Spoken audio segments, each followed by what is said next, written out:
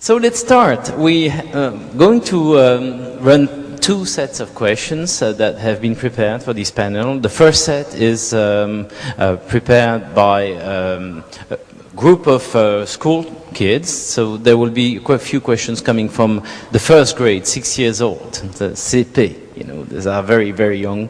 A second group has been video recorded from the CM2, which is in France, the last year of primary school. And then we have teachers.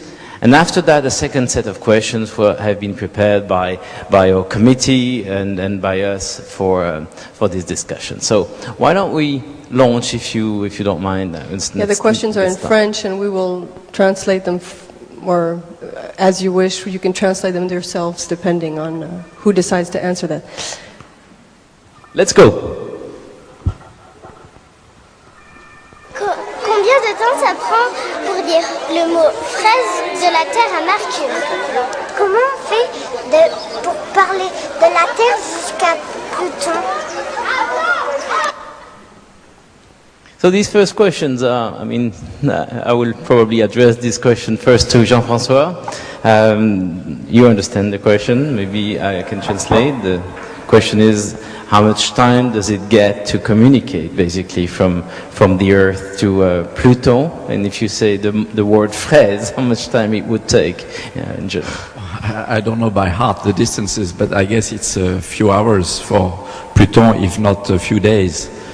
For Mercury, it's probably a bit less, since the Sun is about 7 minutes light away. So Mercury sometimes is on the other side, sometimes on our side, so a few minutes to Mercury, but probably many hours for Pluton. So no way to talk real time with the inhabitant of Pluton. And how would that translate into distance Earth-Mars or Earth-Moon, as that's where we're going now with human flights? Michael, do you want to answer that one? Well, the Earth to the station, which is in low Earth orbit, is practically instantaneous, you know, less than a second. Obviously, we have conversations which to us appear to be real time. It's probably as much time to get from the vehicle all the way up to the relay satellite and then back down to Earth. So it's practically zero. Moon is roughly the same, 250,000 miles, 400,000 kilometers. But Mars would be a very different story. And part of the challenges that we face as we go there is how are we communicate, what sort of autonomy we have to give to the crew to be able to, first of all, take decisions and then take actions on things that may happen, whereas today we would certainly consult with the team in mission control. So all those are big differences in operations that we'd be facing when we go to Mars. One of the reasons these young kids have asked this question, which could actually be very complicated if we go a bit in depth in that, Sergei, the background of this question is all about communication.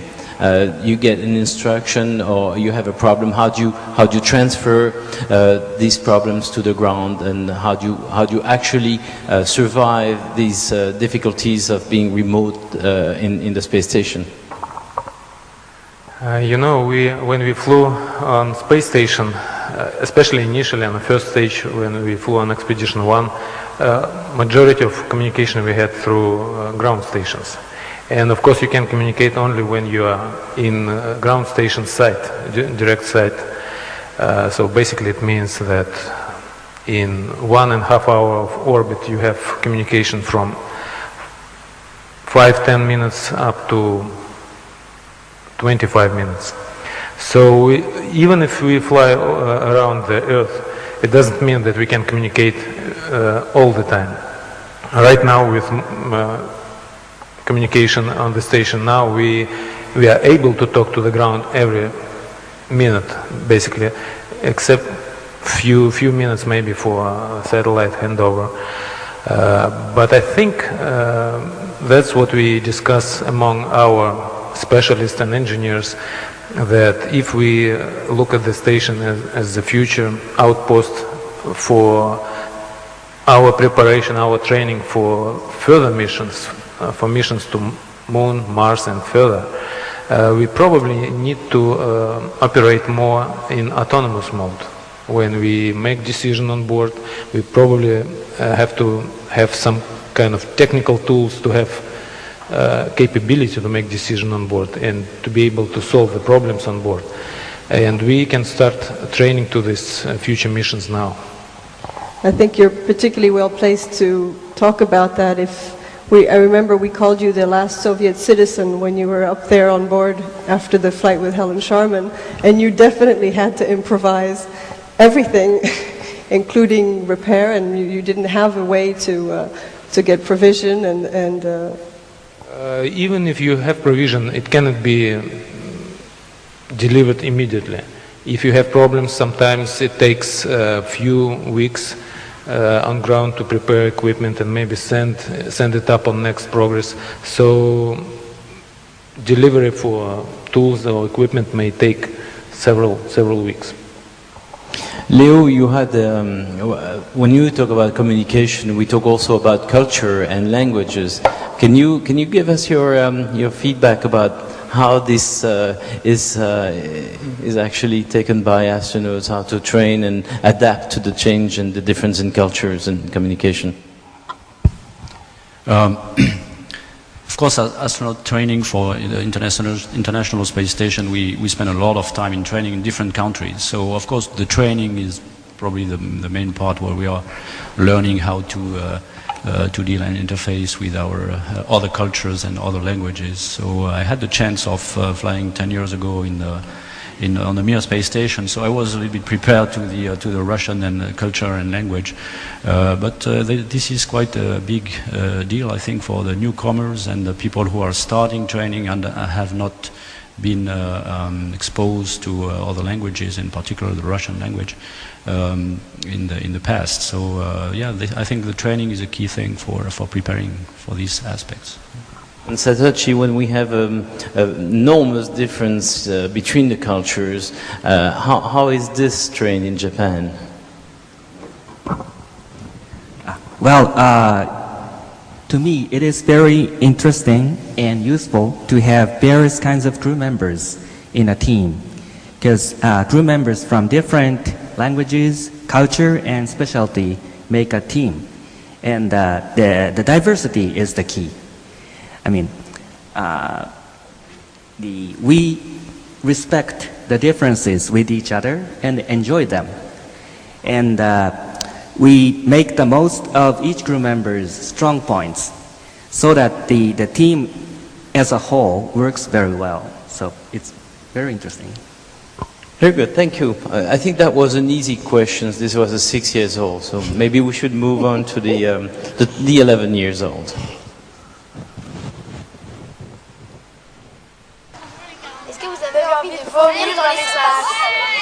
How do you feel when the launcher takes off? Vous avez voulu être astronaute?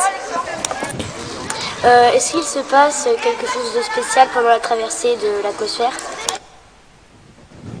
Those are not emotional questions, they're physical emotion questions, I would say. How does it feel during launch? Have you always wanted to be an astronaut? The standard question, in a way. Have you been sick in space? Have you been sick in space? Are you and actually a question not posed here, but interesting also today, is how is the return? Because we have different ways to return today with the shuttle and with the Soyuz, and how is this different on your body, and how is the short duration versus long duration flight rehabilitation? Shall we start, Mike? I'll start with your last question about short versus long. It's pretty big. You know, they say anecdotally that it takes about a day for day. So every day you spend in space, it takes about another day on Earth after you're finished to acclimate totally to the new environment.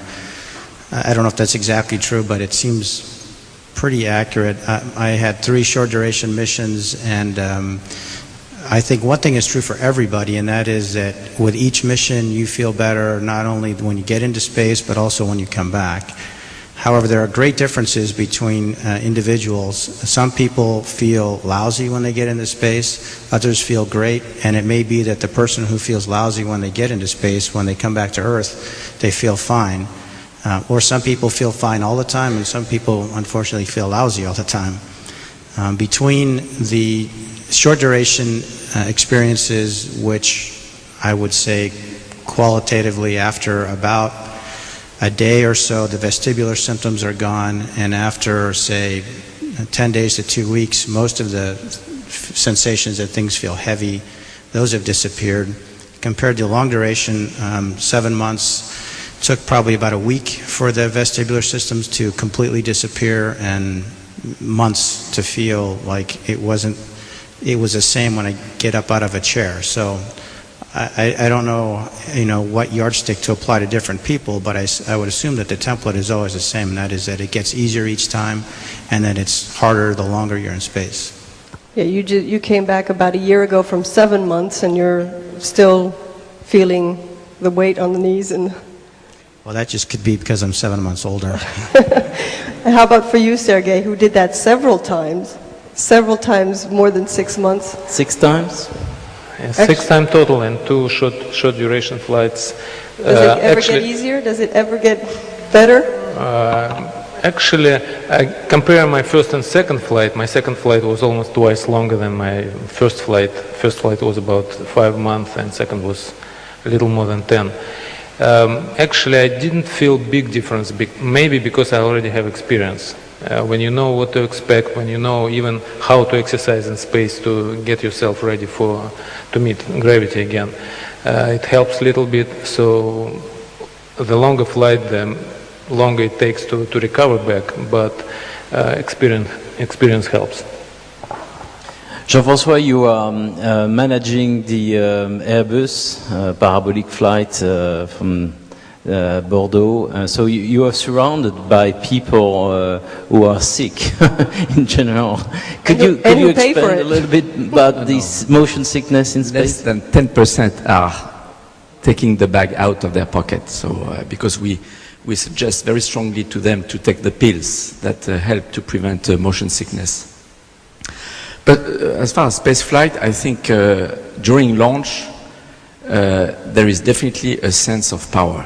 I mean, you feel power. It's the engines of the space shuttle are developing about 50 gigawatts at the maximum. About 2 minutes after liftoff, you could feed the whole France in electricity if you could convert in electricity at that time. But we are focusing on the systems. If you are on the flight deck, the obsession is you have to be spring-loaded, like in the simulator, for any malfunction. And we are trained like that. We are trained to expect a malfunction. So usually we are quite efficient at that time. Once in space, I mean, flying in weightlessness is extraordinary. I mean, it's a feeling that is maybe disturbing at the beginning, but at the end of the mission, you want to take weightlessness with you. I mean, when we are back home, and we are stuck on the surface or on the floor, we are frustrated that we cannot use the walls or the ceilings to put furniture or to use. I mean, in space, we use weightlessness. At the end, it's very useful. And the view of the Earth is also, I think, the strongest memory I have of my space flight. Also, weightlessness, working in a team, the challenge of the work. I envy a lot Sergei. Many cosmonauts who have flown long duration flights, you can show them any picture of anywhere on Earth. They tell you where it is and what's the name. And that's my dream, to fly long enough that I know the Earth by heart. My first flight was upside down the whole time, and we took 8,000 pictures. I think I know some, but I would have liked to fly longer to learn my planet by heart. But the challenge is, the technical challenge is something else. And I will agree with Jean-Francois, especially after long duration flight, you really want to take weightlessness with you on the ground because gravity feels really heavy. Leo, when we saw the movie a bit earlier, was Mizora, I'm sure everyone was impressed by the length. Is that something that is a reality when you try to cross the space station all over? And does that give you some kind of a sickness? Or can you tell us a bit how you discover space station actually? It was a very nice surprise when we get into the space station. First, as you mentioned, because it's so big, and when we arrived, the Note 2 had just been added, and after having been a couple of days in the shuttle with 7 crew members, all of a sudden you are in this big station, and it takes maybe 1 minute to go from one side to the other. And now we have added other modules on the Note 2, so you have some sides also where you can go. You can hide in the station, actually. I remember a couple of times I was looking for Yuri Manenchenko, who was my crewmate, and I couldn't find him. So, of course, it could have certainly been more, but the station is wonderful. It's very big and it's very nice also. Yeah. Which means that technically sex in space is possible. You could hide. You can hide. The taboo question, only possible to ask this in France, I'm sorry. If you do something wrong, you can hide for a while. Daria, don't forget this is recorded. It's going to be on the IF Astro website. So yes, please. but it's a very important question that's being addressed actually formally for long duration flight actually, which is the Japanese have just discussed weddings in space and how the future will have to address these questions. If you go, is it better to send couples or not to Mars together, because that way they can stay for much longer. Would you gentlemen go to Mars if that would be an option tomorrow? I'm not saying with your spouse. Welcome to Mars after. This was a question from CM2, to 11 years old. Let's maybe move to the teachers. Je voulais savoir comment les astronautes dormaient dans les navettes et s'ils rêvaient tout à fait normalement ou si ça influait sur les rêves. So we talk about sleeping in space and dreaming. Could you maybe elaborate, Sergei? Have you dreamt in space? I don't see dreams very often, even here on the ground. And what I found, exactly what I learned even before flights, that our dreams is our experience. So I remember when I saw first dreams in flight, it was dreams about life on Earth, talking with my friends, doing something on the ground. But closer to the end of the mission and in subsequent missions, and sometimes on the ground after that, I recall memory of space flight and some activity on board the station. And you, Michael, can you share with us? I would say almost exactly the same, that I remembered my dreams about the same amount, which isn't that often as I do on Earth, and I noticed that when I came back, I dreamt a lot about being in space, and that has diminished since the time has passed.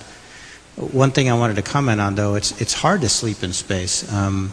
We all love that sensation of lying down on a bed and putting your head on a pillow, and you just don't have that. And in fact, the space shuttle sleeping bags have a special Velcro strap, but you could actually Velcro your head to a pillow, so you have that sensation of resting your head on something. And in the absence of that, what I found was that it was pretty easy for me to fall asleep, because at the end of the day, you're pretty tired generally. But sometimes I would often wake up in the middle of the night, or 3 or 4 hours into the sleep, and then I had a hard time falling back asleep, particularly if there's some sleep shifting involved, which happens quite often on a long duration mission. Jean-Francois, share your dreams with us. No, on my first flight, I was in a sleeping box. It's like a sarcophage. It's like a small box. But when you close your eyes and you float in weightlessness inside the box, you can easily imagine that you are in a huge bedroom. And as I dreamt few times in space that I was floating in space, not in a space vehicle, but just in vacuum, just floating, no need to breathe or to eat. It was very nice. And to help prevent the back pain, NASA was proposing to us, and I guess it's still the case, a special harness which help keep the knees close to the chest to force a fetal configuration. because if you sleep without any restraint system, the back tends to curve, and some astronauts were complaining, severely about severe back pain. So the first time I slept slightly like a baby, in a fetal position, and I slept quite well. On my second space flight, I used sometimes some sleeping pills to help fall asleep.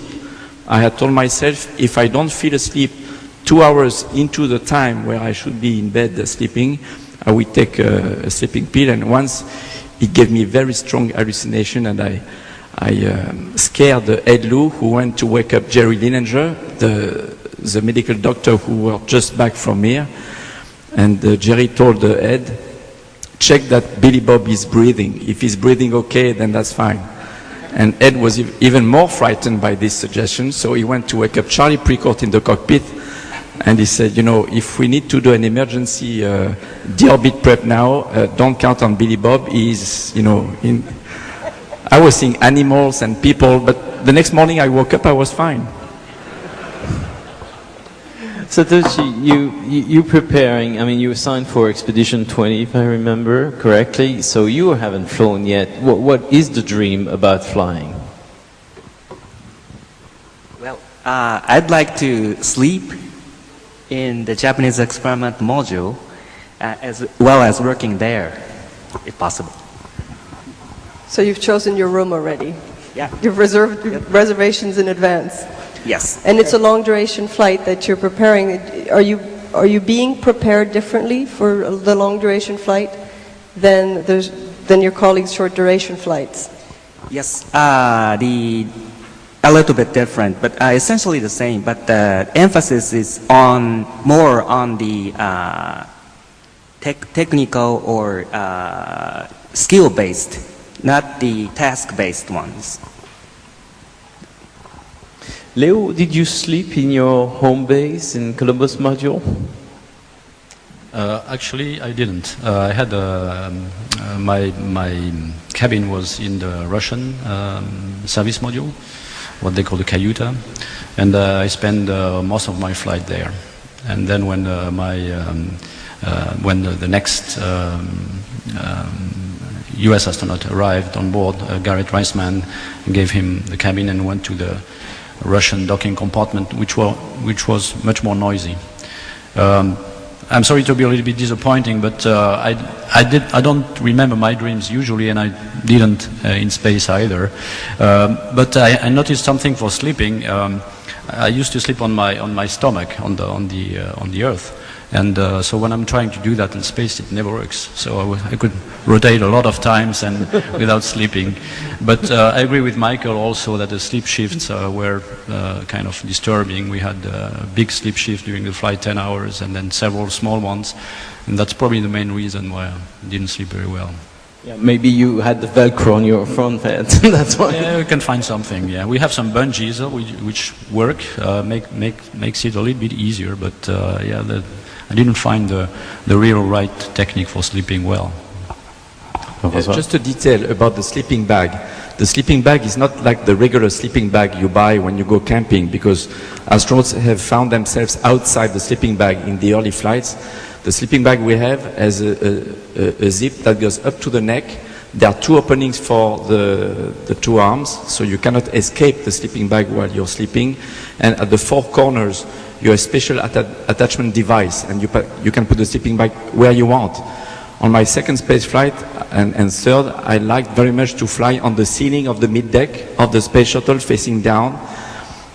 And once Eileen Collins was just next to me, but facing the ceiling just 20 centimeters away from her eyes, I would have not been able to sleep with knowing there is a structure just next to me. But astronauts are sleeping in any attitude, and that's quite fun to see the picture of the setup of sleeping bags of the whole crew that are upside down on the walls, on the ceiling, but it works well.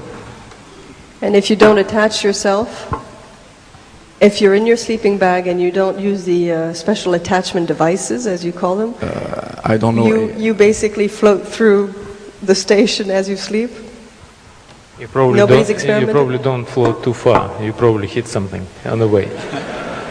But actually, talking about orientation during flight, I remember some crew members so used to have ceiling and floor on the station on the ground, so they try to take position kind of parallel to floor, because they said it's inconvenient to sleep perpendicular to floor. But in reality, all directions are equal. And I remember on my first flight, what Mike mentioned, that many people like to have some kind of support from the back or on the back of your head to be really attached to something. But when I was on my first flight, being junior on this mission, when 6 people were sleeping in the same module, I got less convenient place as a junior. So I used to fly basically free floating, because I was in sleeping bag, and sleeping bag was attached but not tightly attached to the surface. So I get used to sleep free floating. So later, when I was able to attach it to the wall, I just slightly attached it to have more degrees of freedom. I guess nobody was punished to sleep outside in this case. Let's move on to the next subject, and one of the questions we have prepared is to have a short discussion among yourself on the science on board, and first of all, in particular relation, the ties you have with the scientists. So could you elaborate a little bit what sort of dialogue you have in the preparation of your flight, and then the experience you have in communicating with the scientists, because you actually activate some of their experiment, or you are there to actually being their brain and hands for a very important experiment they prepared for many years. Could you maybe start, and Leo, maybe as you were part of that recently? Of course, as a long-duration crew member, you are prepared to perform several experiments on board, so you have usually a lot of science involved, and so of course it's hard to get ties with all the scientists preparing all the experiments. But the main moments where we are actually able to interact with the scientists is during the training, when we have some training sessions on different experiments. Of course, quite often we have the PIs, the payload investigators, which are participating to some of the sessions, and of course after the flight we spend some time also for debriefing with them.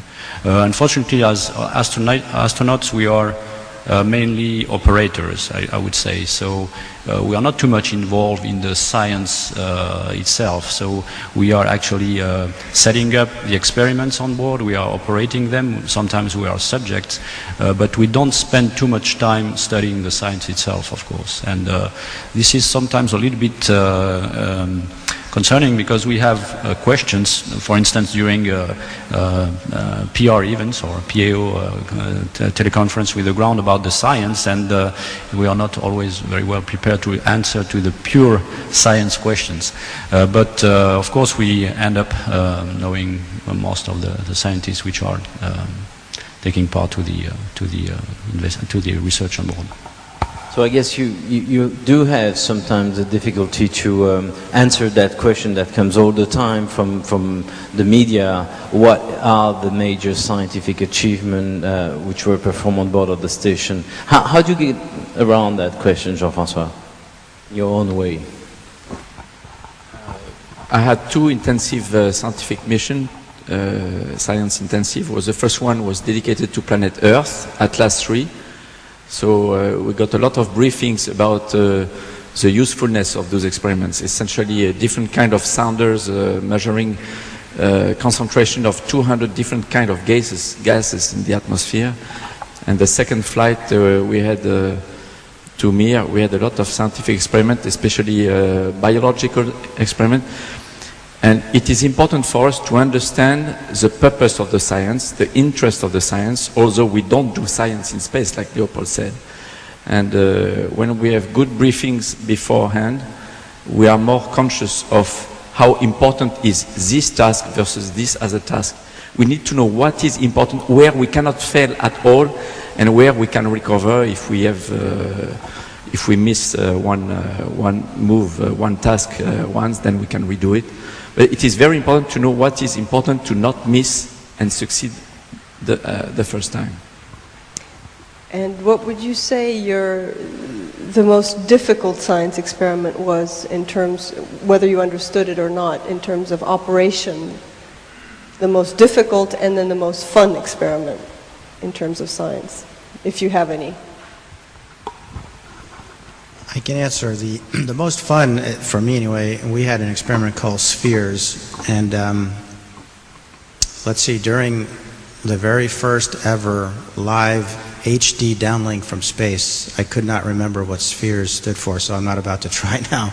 But basically, they're small satellites about the size of a volleyball, size and shape of a volleyball, that we let free fly inside the cabin, and basically it was a technology demonstration to look at flight control algorithms to make these things fly in different formations, actually rendezvous and dock with each other, separate.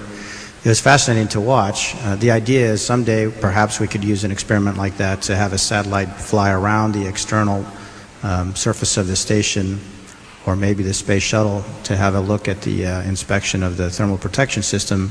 That's probably not going to happen in the lifetime of the shuttle, but that's the application. But from a pure fun standpoint, it was fascinating to just watch these things hover around. I can tell you the one that was the least favorite was having to take your own blood samples about once a month. I think I had to do it 6 or 7 times, and all but once it was just fine, and the other time I looked like a heroin addict the next day because I had bruises all over my forearms. When a whole country like Japan is looking at the launch of Kibo, which was very successful recently, and your dream is to sleep within the Kibo, how do you look at the relationship with the scientists in Japan to prepare yourself to be the sort of ambassador of these people on board of the science laboratory, being one of the biggest ever in space?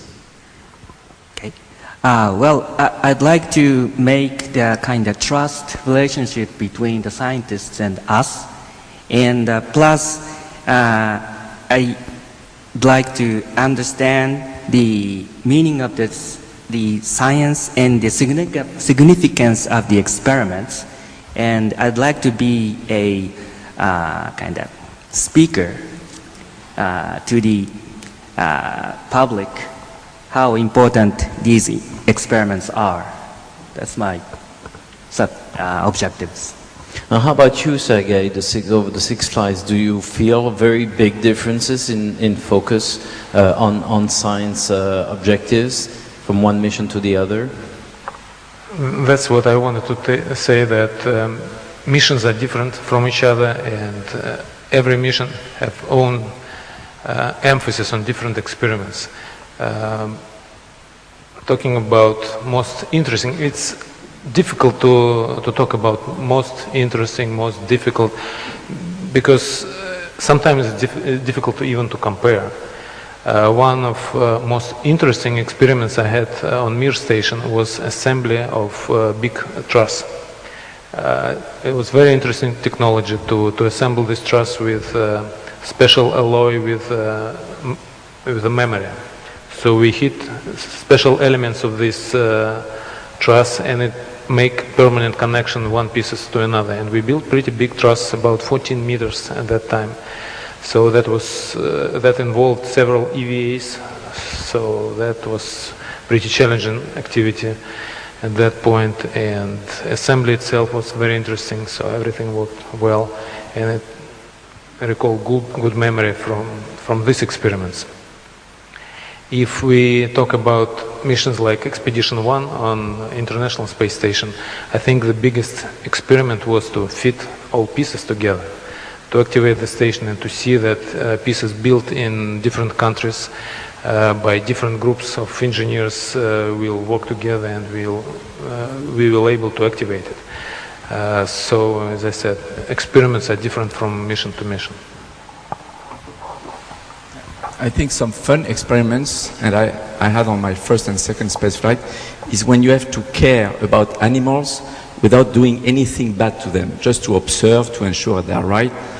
We had the pregnant rats on my first flight, and on my second space flight we had the tadpoles, baby frogs, and we had cockroaches, wasps, and it's just observing them, taking pictures, ensuring they are fed properly, etc. And it's fun, and it's not too difficult.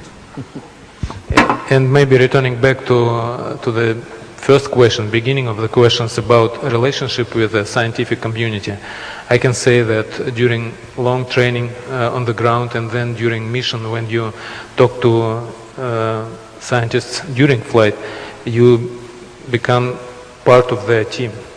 And usually my experience is that even after flight, when you meet these people, you feel that this is a group of your friends, you were working together, and really you develop not only scientific partnership, but also personal relationships. And this is, I imagine, only getting more complex because we're talking about scientists from all the countries now working together on space stations. So it's not just Europe or Russia, and so you have to train with scientists from all over the world. So again, the cultural difference and the language difference makes those relationships different. Do you sense that difference from mission to mission? Maybe Leo, you were the last one who probably had to do all that. Yeah, this is true that we have more and more experience from experiments from different countries, and now I have a lot of invitations actually in Europe, within several countries in Europe and several places in the US to go after the flight. I'm not sure I will have the time to do it, but yeah, this is true that what was one of my main thing that I noticed during this training and after the flight also, that we have more and more nations involved in these experiments. Did you sense the preparation and the expectation in all the countries, all the European user support and operation centers who were ready to for the activation of the Columbus modules experiment? Did you have a visit to all of them before, and did you connect with them once you were in orbit? I mean, at least. Unfortunately, I didn't have time to visit all the user centers or all the teams preparing the experiments before the flight.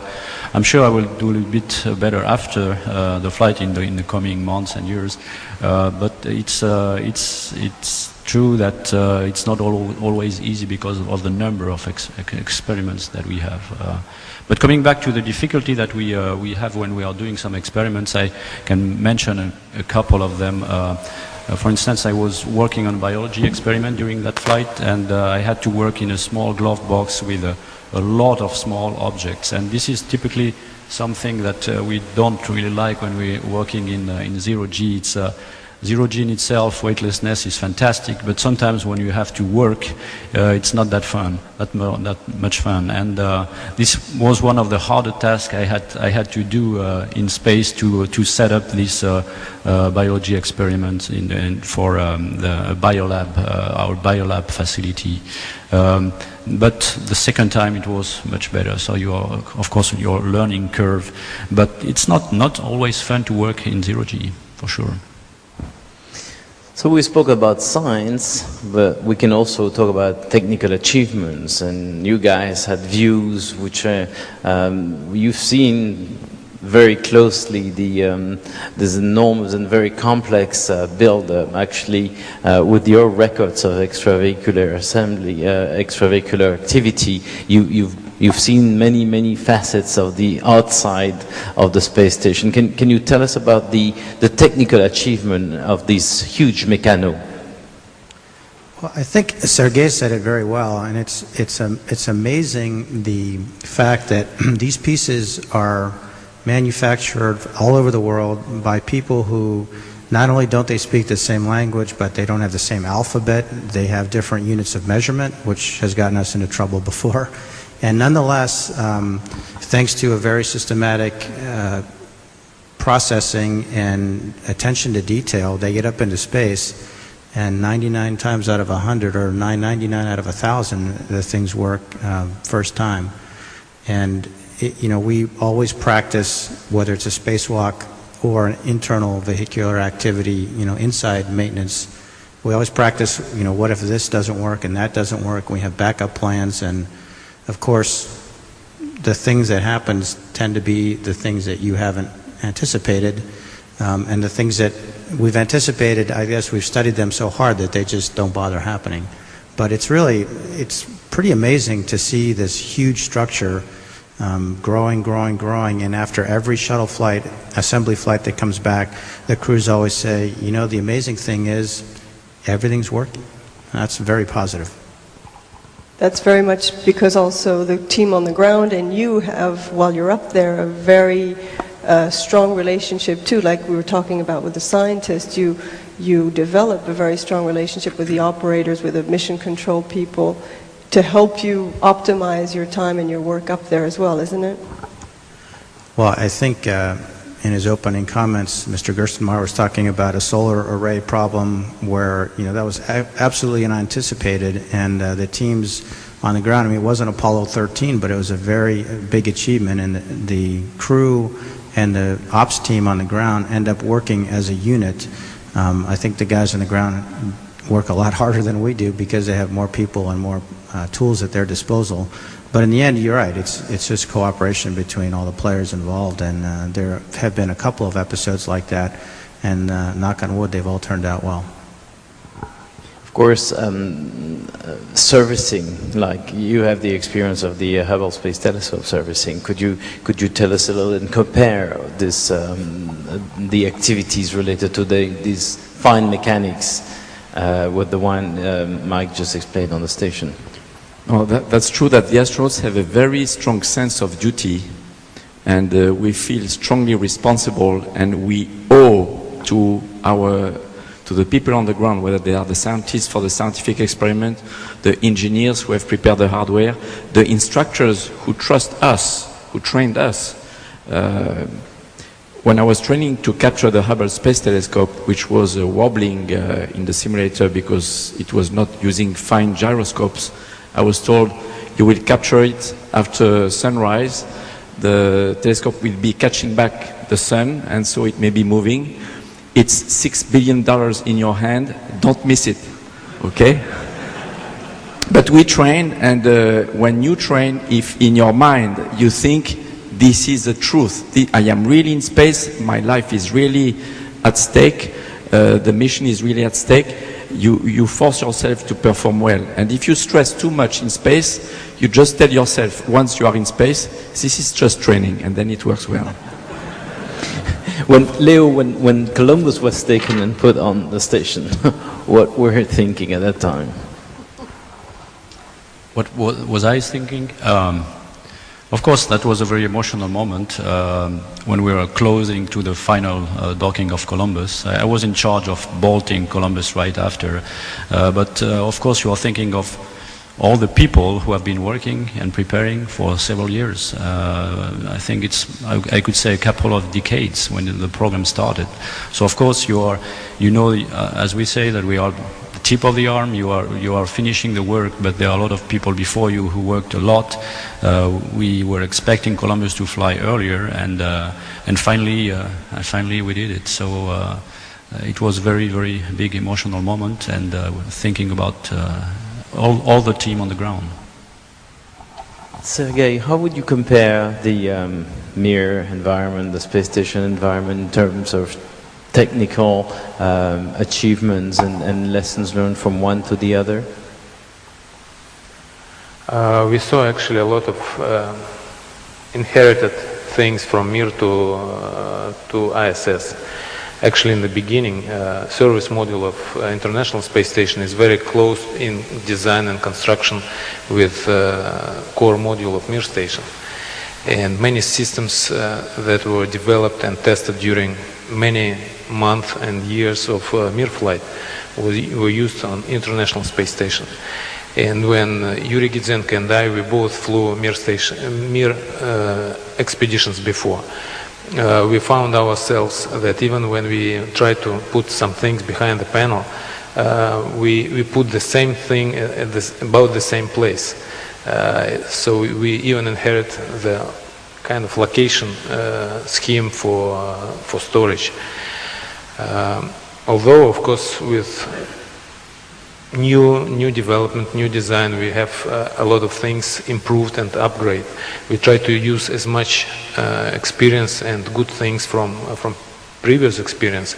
Although with new computers, with new communication capabilities, we are moving forward and we are able to do more experiments, more data, to get more data and downlink it to the ground. So we see gradual changes, and I think it's good that it's not too much revolution in this change. Everything is inherited from previous experience. So to take this on to the next step, another question we had was what are the achievements from the space station program or the previous experiences? How are you going to use that for the Moon and Mars missions or for Mars long duration flights to Mars? How would you see that not changing too much? That's exactly what we are doing right now, because of course flight to Mars is going to be long duration flight. We don't have powerful enough engines to fly in short mission to Mars or Moon. We are going to have way of execution the program the way we do it on long duration flights. We are going to use our experience in designing a reliable life support and use this reliable life support to long duration missions outside of Earth orbit, especially when we wouldn't be able to send extra equipment, repair equipment from the ground, when with communication delays we wouldn't be able to send commands as easy and as quick as we do it on Earth orbit. Mike, how is the experience of an astronaut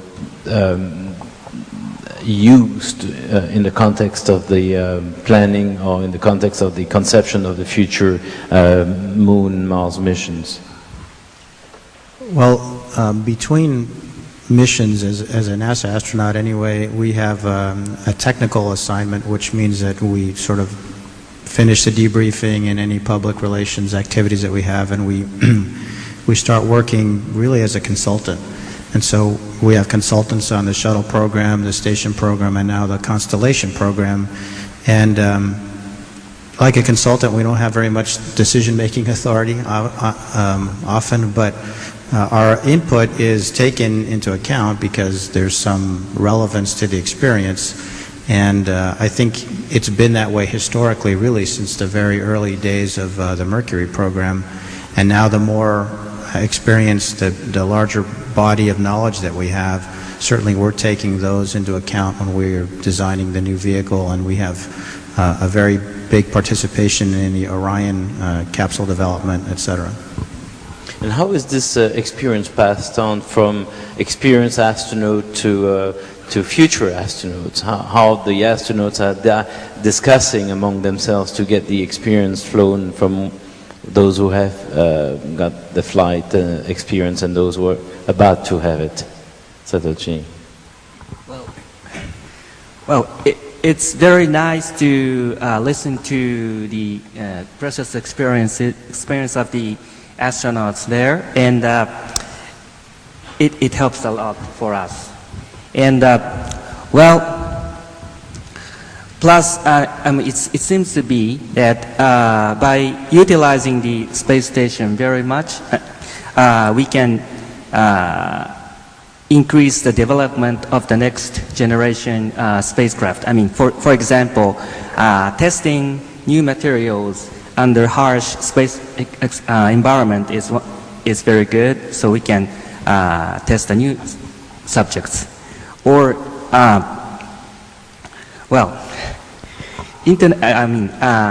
plus in addition to that, international cooperation is another big thing. So these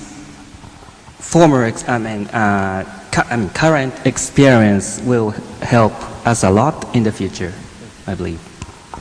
How about you, Jean-Francois? You spent a lot of time working on the ATV, Automatic Transfer Vehicle program. How was your input into that program with the astronaut background? So I haven't flown on board ISS, but my fingerprints are on board since I was one of the last to touch and look inside before it was launched. It was a fantastic teamwork, and I see by having worked on ATV and with a cooperation between mainly three space powers at all levels of the decision making. I see the ISS as a very successful test bed for international cooperation, and we had to go through that and find how to solve some cooperation problems before we go together further, because the station is close to the Earth. At any time, if there is any big emergency, the crew within a few hours is on Earth. But when an international crew, I hope international, we go to Mars, they will be committed to reach Mars before they can envisage to come back to Earth. They will not be able to decide at any time we have an emergency, let's take the rescue ship and go back. They won't see the Earth in the window, and they won't be able to communicate with the ground. So I think the selection will probably be different, the training will be different, but the ISS is a fantastic tool for international cooperation, and I see the science we do on board as an opportunity of this human spaceflight program. The science itself, I don't think, justified the whole program, but the science community is very well using this opportunity that we have to do a very good science with weightlessness, exposure to space environment, and it's also a special platform to observe the sky or the Earth, because it's a privileged location. And I would like to add a little bit to your initial question about experience transfer. That's a very interesting subject, and in Russian program we used to fly in every crew at least one experienced cosmonaut. So during flight we have capability in real time and real flight to transfer our experience, and we found that it's very useful. Doesn't matter how much you trained on the ground, doesn't matter how many hours you spend with instructors. In real flight, with experienced cosmonaut, you gain a lot of new way of doing things, to know how to avoid problems, to solve the problem if you need, and that's the easiest way to transfer experience. Recently we had to use indirect transfer of experience, and Sergei, who is flying right now on board International Space Station, was in the crew. We were in the crew together, training as a backup mission for Expedition 7, then for Expedition 11. So even on the ground, when we were going through all training and preparations to do experiments on board, we really transfer our experience. And the last thing I want to mention is the way how we were training for ATV. We were in the team together, and I think instructors in European Training Center did very smart thing. They invited experienced cosmonauts and astronauts, and they gave them a lesson and then listened feedback. So as Michael mentioned, we work as advisors, and in this case we were advisors for instructors. So instructors used to teach us how to do things, but sometimes we do vice versa. We teach instructors how to instruct new cosmonauts or astronauts. It was very interesting to see how European instructors have taken the best of the Russian training and the best of the US training to put it together. And this vehicle is fantastic because in only 2 weeks of training, the crew is declared good for working with ATV in space. So it's a very crew-friendly vehicle, and beyond the functions it was designed for, they have asked over the last few weeks to wash themselves inside ATV, to sleep inside the ATV. They love ATV, and they even do their gym in the ATV. If you each had, or the four of you who have flown, each had one thing to pass on to a new flyer, what would it be? Whether it's an operational or technical recommendation or a life experience or an emotional experience, what would it be? I can say one thing. The training for technical or scientific work, you will be well trained. So I just suggest, like Story Musgrave told me before my first flight, take the time to live the space experience as a human. Putting aside the technical objectives of your mission. Enjoy it. I hate to not be original, but I would say exactly the same thing. Especially on a long duration flight, there will be plenty to do and you'll be well enough trained to do it. But there really is, I think there's an art to enjoying your free time. It's difficult to not want to go finish this task that you didn't do last Thursday. And you need to resist that temptation because it'll be done, it'll be accomplished sooner or later. And really, you may find it important to almost plan some things that you want to do, personal things. Write poetry, watch a movie, read a book, do something for yourself, and actually make a list of those things and try to get to it and finish it, because if you just say, well, I'll get to that one day, it's very difficult and the time goes by almost as fast, probably faster up there than it does here.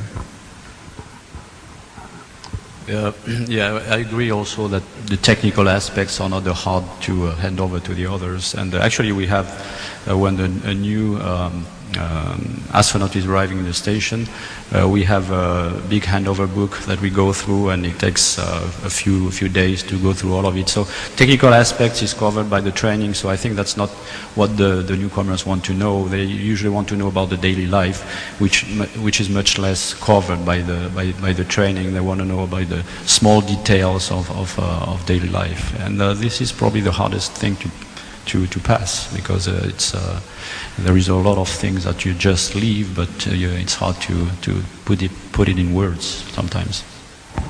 And Sergei, anything? What I would say, that all of us on the ground go through serious training. We learn how to take care of different systems, different equipment, and we do it in flight. We do it for mission success. We train to do this, and we do it. But what I would suggest for new cosmonaut, to pay attention not only to experiments, not only to hardware, but also to your crewmates, because for mission success, this is a very essential thing. I want to mention, maybe it was said earlier this afternoon, but the current crew on board are all three making their first flight. And I think it's a signature, it's a sign that this program is mature. So no one mentioned choose your food well. Because that, when we think of long duration flights also, that's an important factor in psychological. Yeah, but you know, we have so big variety of food on board the station right now that every time you can choose whatever you like. Depends which nationality you ask that. That's probably true. We're moving towards the end of this very interesting discussions, and I think I have some indication there that we need to think about wrapping up. Maybe just one quick last questions about the evolution of the astronaut job. As you are well aware, in Europe, for instance, there's a big call for application running at the time. So there's a recruitment coming up. There will be new astronauts in the corps in the future. Are the skills of the astronauts now required very differently from what they were in the past, in particular in the view of the future mission to Moon and Mars eventually? So maybe each of you can have a short comment on that. Mike? On the NASA side, I think the requirements have evolved quite a bit, and that's mainly due to the fact that we focus on long duration now instead of short duration. So I was selected in 1992. The ISS was an idea at the time, but it wasn't really in practice, so people nobody really talked about that during the actual selection process. Now we're actually, in this next class, we'll only select people that we think can fit in the Soyuz, which is a smaller subset of the population than it is for shuttle. There will be probably some more emphasis on psychological aspects that might lend themselves better to long duration flight. But I think the fundamental things that are important are still the same. One is to be a good operator. It's sort of a difficult thing to describe, but it's experience making quick decisions and correct decisions. I say a second one is being able to work on a team, which is probably key from the beginning, because you participate in so many teams. Your crew is a team. You're on a team with the mission control team. You're on a team with the payload people, and so that's very important. And lastly, I guess the ability to learn quickly, if that can somehow be measured. I was interested to hear that in the ISS selection, they have a very objective exam, basically, that that everyone has to take, and they're using that as a basis before anybody looks at an application. And that's an interesting development. I know at NASA we have not done that in the past per se. It's just a select out criteria, but ESA is using it as a select in criterion, which is a bit different. But working as a team member and having an operational experience, spending some time in your garage, those are all very important things. Jean-Francois, any big difference? Well, things I've seen evolving in training, I will talk just about training, and things that have not evolved and that needs to evolve. Things that have evolved, I think, the hardware that astronauts are operating are more and more complex, just because computers and software are more complex. In the past, there were a lot of dedicated controls, like the 1,000 switches or circuit breakers in the cockpit of the space shuttle. But on ISS, the crew interacts with the systems more and more through laptops. The network of laptops on board the ISS plays a role of like a cockpit. So it's more and more remote interaction and more complex operation. I flew on BioLab. BioLab was very manual, a lot of manual action for biological experiment. Now, no, BioRack. And now it's BioLab, where most of those things that I was doing manually are now automated. But things that are not changed is the fact that the crew still depends a lot on the ground. And that's the way it was designed. But I suggest strongly that in the lifetime of the space station, we exercise some scenario where we prepare some scenario where the crew would not have to talk at all to the ground for a few days, for example, just to prepare for Mars. If we still depend a lot on the ground, we will not learn lessons that are needed to go further away and not depending so much on the ground. Sergei, the next generation of Russian cosmonaut will be different? What Mike said, that at NASA they changed their requirement for astronauts switching from short duration to long duration flights. In Russia we have long duration flights for a long time already, so our selection process is already take this in account. But I think what changing recently in requirements is that ability to switch between different tasks. Still, we have a limited crew on board. The number of tasks and number of fields astronauts and cosmonauts are working in getting more and more complex, and ability to switch between tasks, ability to endure long duration flight and keep focus on doing the task might be essential for future missions. And of course, with increasing complexity of the flight, we need to be sure that crew members are able to work in a team, in international team, to be able to adapt different philosophy, different approach, and that's probably kind of flexibility that we'll require from future cosmonauts. The last thing I think, and probably one of the most important, is the patience, because even now, long duration flight, long training for the mission, increased complexity of the flight, and for future missions like flight to Mars, of course, it's going to be a long flight, and you will need to be able to sustain all these difficulties during training and flight itself. I guess patience is a gift in your country. So, is there any other major skills that you think Satoshi for the future astronauts? Very similar: responsibility, leadership, followership, teamwork. How about your last word? For me, this mission was very interesting because I was exposed to the two types of training. I used to say that my flight was the shortest long-duration flight in the history of manned spaceflight.